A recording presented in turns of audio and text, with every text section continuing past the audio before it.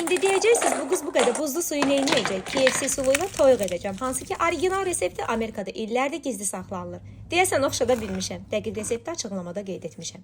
Suya ədviyyatlar və üzüm sirkəsi qatıram. Toyuq tikələrini 1 saat bu suda saxlayıram. Sonra sudan çıxarıb aura kağız dəsmalının üzərinə yığıb, qəşəng suyunu çəkirəm. Yaxşı qırulayıram ki, növbəti etapa hazır olsunlar. Ayrı qabda yumurta ağını çalıb, tikələri yumurta ağına hər tərəfli buluyuram. Vaxtınız olsa 15 dəqiqədə gözlədə bilərsiniz. Una yenə də ədviyyatlardan qatıb, birazca da yulaf əlavə edirəm. Yulaf toyuğun xırçıltısını artırır. Yumurta ağından sonra toyuğu ədviyyatlarına bulayıb ehmalca buzlu suya salıram. Bunu 2 dəfə təkrar edirəm. Yenə də una, sonra buzlu suya, sonda ona batırıb tikələri qızartmaya hazır edirəm.